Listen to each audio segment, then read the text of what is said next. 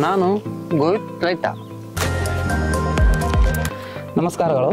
ನನ್ನ ಹೆಸರು ಮಲ್ಲೇಶ್ ದಾಸರೆಡ್ಡಿ ಅಂತೇಳಿ. ನಮ್ಮ ಊರು ಬಂದು ರಾಣೆಬೆನ್ನೂರು ತಾಲೂಕು, ಹಾವೇರಿ ಜಿಲ್ಲಾ, ತಿರುಮಲ ದೇವರಕೊಪ್ಪ ಎಂಬ ಗ್ರಾಮದವರು ನಾವು. ಸುಮಾರು ಈ ಮಂಚಿಂಗ್ ಅನ್ನು ಯೂಸ್ ಮಾಡಕತ್ತಿ ನಾವು 8 ರಿಂದ 10 ವರ್ಷ ಆಯ್ತು. ಮಂಚಿಂಗು ಚೆನ್ನಾಗಿದೆ, ಇದೆಲ್ಲ ಕ್ವಾಲಿಟಿ ಸಖತ್ತಿದೆ. ಇದರ ಹೆಸರು ಬಂದು ಗ್ರೋವಿಟ್ ಅಂತೇಳಿ. ಇದು ನಮಗೆ ತಾಳಿಕೆಗೆ ಆಗಿರ್ಬೋದು ಅಥವಾ ಬಾಳಿಕೆಗೆ ಆಗಿರ್ಬೋದು ಅತ್ಯುತ್ತಮವಾಗಿದೆ. ಹೀಗಾಗಿ ಇದರಲ್ಲಿ ಸರಿಸುಮಾರು ನಮಗೆ ಸಸ್ಯಗಳನ್ನು ತುಂಬಾ ಉತ್ತಮ ಗುಣದಿಂದ ಬೆಳೆಯನ್ನು ಬೆಳೆಯುತ್ತದೆ. ನಾವು ಸುಮಾರು 7 ರಿಂದ 8 ವರ್ಷಗಳ ಕಾಲ ಈ ಮಂಚಿಂಗ್ ಅನ್ನು ಯೂಸ್ ಮಾಡ್ತಾ ಇದ್ದೀವಿ. ಬೇರೆ ಬೇರೆ ಮಂಚಿಂಗ್ ಅನ್ನು ಯೂಸ್ ಮಾಡ್ತಾ ಇದ್ವಿ. ಆದರೆ ಆ ಮಂಚಿಂಗು ನಮಗೆ ಅಷ್ಟೊಂದು ಸರಿ ಕಾಣಲಿಲ್ಲ. ಗ್ರೋವಿಟ್ ಅನ್ನೋ ಮಂಚು ನಮಗೆ ಉನ್ನತವಾದ ಈಗ ಫಲವತ್ತತೆಯನ್ನು ಬರೋದು ಅಷ್ಟೇ ಅಲ್ಲದೇನೆ ಬಹಳಷ್ಟು ಉಳಿತಾಯದಾಯಕವಾಗಿದೆ. ಹೇಗೆ ಅಂದ್ರೆ ಬಿಸಿಲಿಗೆ ಇದು ಒಡೆಯುವುದಿಲ್ಲ ಮತ್ತು ಈ ಸದಾ ಕಾಲ ನಾವು ದೀರ್ಘಕಾಲದವರೆಗೂ ಈ ಭೂಮಿಯಲ್ಲಿ ಹಾಕಿದರೆ ಮಂಚಿಂಗು ಅಷ್ಟೊಂದು ಹೆಲ್ದಿ ಆಗಿದೆ ಮತ್ತು ಇದು ಕಟ್ ಆಗುವುದಿಲ್ಲ.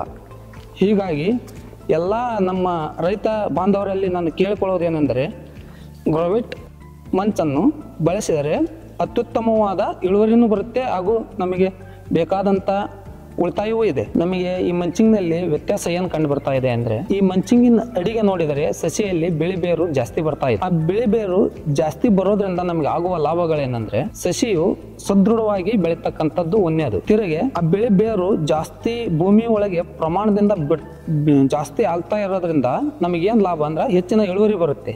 ಸಸಿನೂ ಒಳ್ಳೆ ಸದೃಢವಾಗಿ ಬೆಳೆಯುತ್ತೆ.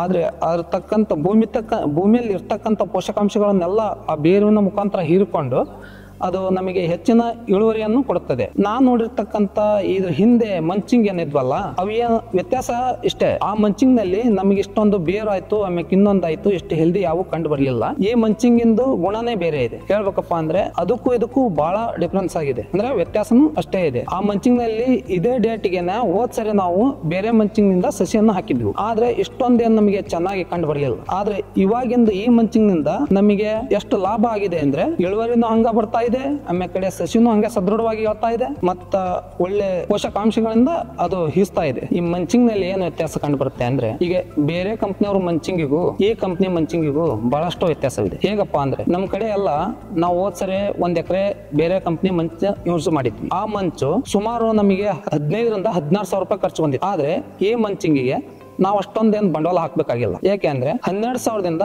13,000ದೊಳಗೇನೆ ನಮಗೆ 1 ಎಕರೆಗೆ ಮಂಚಾಗುತ್ತೆ. ಇದು ಅಷ್ಟು ಕ್ವಾಲಿಟಿ ಇದೆ, ಅಷ್ಟಕ್ಕಂಡ ಈಡ್ ಬರುತ್ತೆ. ಅದೇ ಈಗ ನಮ್ದು ರಾಣೆಬೆನ್ನೂರು ಏರಿಯಾ ಅಂದ್ರೆ ಎಲ್ಲ ಸೀಡ್ ಏರಿಯಾ ಇದೆ. ನಾವು ಸೀಡ್ಸ್ ಮಾಡ್ತಾ ಇದ್ದೀವಿ. ಹಾಗಾಗಿ ನಾವು ಎಕರೆ ಗಂಟ್ಲೆ ಯೂಸ್ ಮಾಡಕ್ಕಂತೂ ಪ್ಲಾಟ್ ವೈಸ್ ಯೂಸ್ ಮಾಡ್ತಾ ಇದ್ದೀವಿ. ಪ್ಲಾಟ್ ವೈಸ್ ಯೂಸ್ ಮಾಡ್ಬೇಕಾದ್ರೆ ಇತರೆ ಕಂಪ್ನಿ ಮಂಚಿಂಗು ಸುಮಾರು ಒಂದು ಪ್ಲಾಟ್ಗೆ 4,500 ರಿಂದ 5,000 ರೂಪಾಯಿ ಮಟ್ಟ ನಮಗೆ ಖರ್ಚಿದೆ. ಆದ್ರೆ ಈ ಮಂಚಿಂಗು ನಮಗೇನು ಅಷ್ಟೊಂದು ಖರ್ಚು ಅನ್ಸಿಲ್ಲ. ಯಾಕೆಂದ್ರೆ ನಾವೇ ಯೂಸ್ ಮಾಡಿದ್ದೇವಲ್ಲ. ಈಗ ಒಂದು ಪ್ಲಾಟ್ಗೆ ಸುಮಾರು 3,200 ರಿಂದ 3,700 ಮಟ್ಟ ಬರ್ಬೋದು. ಅಂದ್ರೆ ಅವ್ರವ್ರು ಹಾಕೋದ್ರ ಮೇಲೆ ಡಿಪೆಂಡ್ ಇದೆ.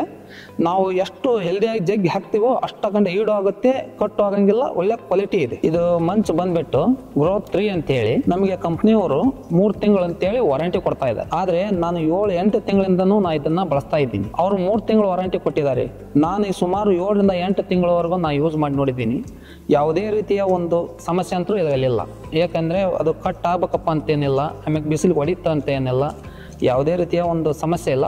ಆಮೇಲೆ ಇನ್ನೂ ಒಂದು ನಮಗೆ ವಿಶೇಷ ಸೂಚನೆ ಏನಂದ್ರೆ, ಈ ಮಂಚಿಂಗ್ ಕಂಪ್ನಿಯವರು ನಮ್ಮ ಲ್ಯಾಂಡ್ ಅಥವಾ ನಮ್ಮ ಹೊಲಗಳಿಗೆ ಬಂದು ಭೇಟಿ ಕೊಡ್ತಾ ಇದ್ದಾರೆ. ಹೆಂಗ್ ಕೊಡ್ತಾ ಇದ್ದಾರೆ ಅಂದ್ರೆ, ಪ್ರತಿಯೊಂದಕ್ಕೂ ಮಾಹಿತಿಯನ್ನು ತಿಳಿಸ್ತಾ ಇದ್ದಾರೆ ಅವರು. ಆದ್ರೆ ಇತರೆ ಮಂಚಿಂಗ್ ಕಂಪ್ನಿಯವರು ನಾವು ಇದರಿಂದೆಲ್ಲ ಹಾಕಿದ್ವಲ್ಲ, ಅದನ್ನೆಲ್ಲ ನಾವು ನೋಡಿದ್ರೆ ಯಾವುದೇ ರೀತಿಯ ನಮಗೆ ವಾರಂಟಿನೂ ಕೊಡ್ತಾ ಇರಲಿಲ್ಲ. ಆಮೇಲೆ ಕಡೆ ಅವರು ಬಂದು ನಮ್ಮ ಹೊಲದಲ್ಲಿ ಆಯ್ತು ಬೇಡ ನಮ್ಮ ಲ್ಯಾಂಡ್ ಆಯ್ತು ಯಾವುದೇ ಒಂದು ವಿಸಿಟ್ ಕೆಲಸ ಅಂತೂ ಮಾಡೇ ಇಲ್ಲ. ಹಾಗಾಗಿ ನಾವು ಇದನ್ನ ಹಾಕಿದ ತಕ್ಷಣ ಏನೈತಲ್ಲ, ನಮಗೆ ಹೆಚ್ಚಿನ ಇಳುವರಿ ಬರ್ತಾ ಇದೆ ಅಂತೇಳಿ ಪೂರ್ವ ನಂಬಿಕೆ ಅಂತೂ ಬರ್ತಾ ಇದೆ. ಆಮೇಲೆ ಒಳ್ಳೆ ಚೆನ್ನಾಗಿದೆ. ಆಮೇಲೆ ಅವರು ನಮಗೆ ಹಂಗೆ ಸಹಕರಿಸ್ತಾ ಇದ್ದಾರೆ. ಬಂದೆಲ್ಲ ನಮ್ಮ ಹೊಲಗಳಿಗೆ ಅದಕ್ಕೆ ನೋಡಿ ನಮಗೆ ತುಂಬಾ ಖುಷಿ ಆಗ್ತಾ ಇದೆ. ಧನ್ಯವಾದಗಳು. ನಾನು ಗ್ರೋವಿಟ್ ರೈತ. ಗ್ರೋವಿಟ್, ವಿ ಹೆಲ್ಪ್ ಯು ಗ್ರೋ.